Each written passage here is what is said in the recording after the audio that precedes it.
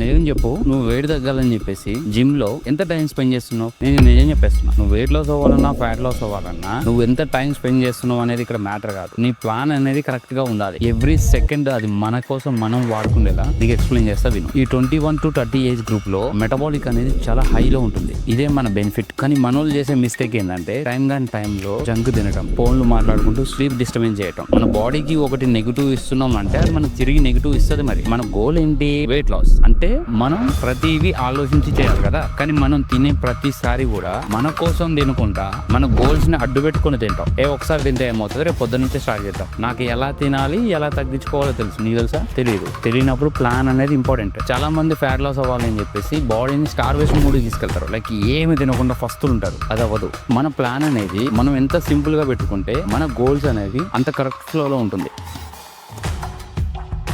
కింద long video ఉంది, వెళ్ళి చూడండి, మీకు మస్తు అర్థమవుతుంది.